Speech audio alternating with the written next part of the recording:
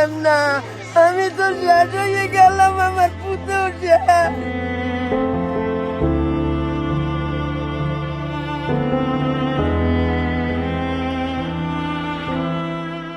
করাইল বস্তির আগুনে প্রাণহানির কোনো ঘটনা না ঘটলেও সর্বস্ব হারিয়ে নিঃস্ব এখন অসংখ্য পরিবার, যাদের নতুন আরেকটি দিন শুরু হয়েছে খোলা আকাশের নিচে।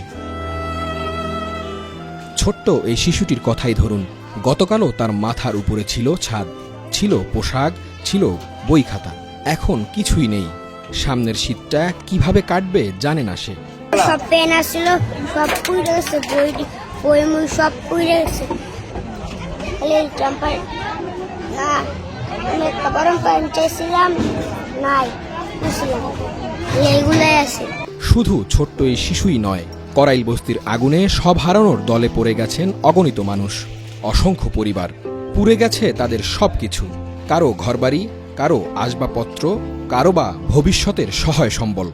আমার রুম শেষ, আমার টাকা পয়সা শেষ, আমার সব শেষ। কি কমু, আমার মাথায় কিছু হয় না, কি কমু আল্লাহ রে। আমার অনেক কিছু নাই, বাইরের দাবি নাই, কোনো আমার নিজের হাত ক্যাশ যা ছিল আমি অফিস থেকে এসে কিচ্ছুই নিতে পারিনি। নিজের কাগজপত্র সব কিছুই পুড়ে গেছে। জাস্ট আমার বাচ্চাটারে নিয়ে আমি বের হয়েছি। তা আমি অনেক জায়গায় পড়ে আঘাত পাইছি, নিজে কিছু নিতে পারি নাই। এরে দুঃখজনক যে নিজের শখের অনেক কিছু চোখে ভাসতেছে। ঘর থেকে বাইরে হওয়ার আগেও নিজের ব্যবহার করা নতুন কিছু জামা কাপড় সব কিছুর দিকে চাই আসলাম, মনে হয় এখনো সামনে আসছে আমার।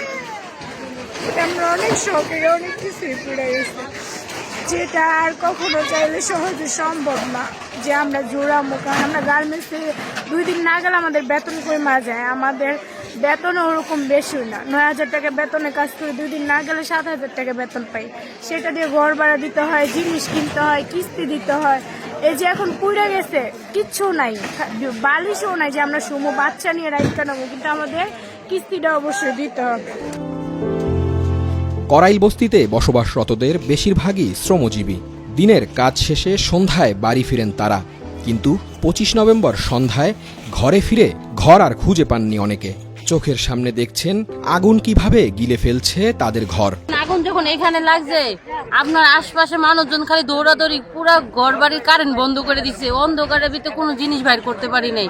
জিনিস যে বাইর করবো তার খালি সিটে সিটে পড়ছে। এই ডরে ঘরে ঢুকতে পারি নাই, কোনো জিনিসও না। ঘরেতে 20,000 টাকা, 2টা মোবাইল কোনোটাই বাইর করতে পারি নাই, সব পুড়ে গেছে। আপনার যে ফায়ার সার্ভিসটা আস্তে আস্তে 3 ঘন্টা লাগাই লাগছে। কোনো একটা সহযোগিতা হেলিকপ্টারে যদি বনানি লাগতো, গুলশান লাগতো, তাহলে ওনে ঠিকই গেত। আজ এদিকে আসলো না। এদিকে যদি আসতো তাহলে এত ঘর বাড়িও পুড়তো না, মানুষ এরম হইতো না। কালকাতে এই পর্যন্ত ঘর বাড়ি পুরা গেছে, একজন মানুষও এই পর্যন্ত পুরো পানি যে আইসা দিছে না। সবাই জাস্ট ভিডিও করতেছে, নিয়ে গেতেছে, বক্তব্য দিতেছে, শুনাইতেছে, কিন্তু কেউ এই পর্যন্ত করলো না 1 বোতল পানি নিয়ে খাওয়া আপাতত। তোমাদের এই সমস্যা খালি কাপড়ে ফিরে দৌড়তেছি।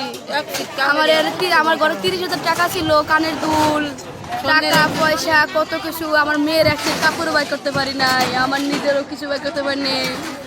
কত কিছু ঘরে ছিল, সব পুরো কাঙ্গার হয়ে গেছে। আমি প্রতি মাসে 10,000 টাকা করে বেতন পাই। একদিকে জমায়া আমি একটা কিছু করি। এবার আমার প্রায় 30,000 টাকার উপরে আমার গেছে। আমার শাশুড়ি 10,000, আমার 20,000, আরো কত খুচরা টাকা ছিল, সব শেষ।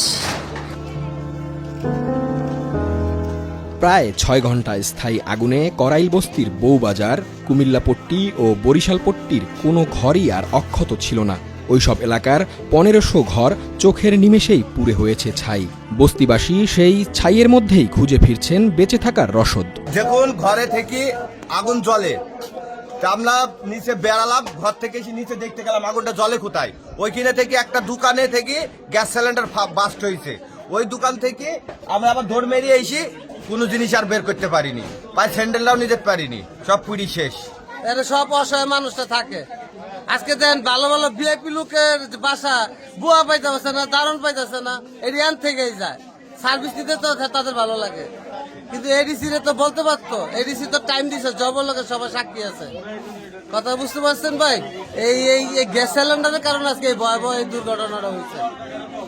আজকে যদি গ্যাস সিলিন্ডার থাকতো, প্রতিটা বাড়িতে সারাদিন কাজ কাম করে এসে রান্না বান্না করে, আজকে এই গ্যাস লাইনটা থাকলে এই সমস্যাটা হইতো না।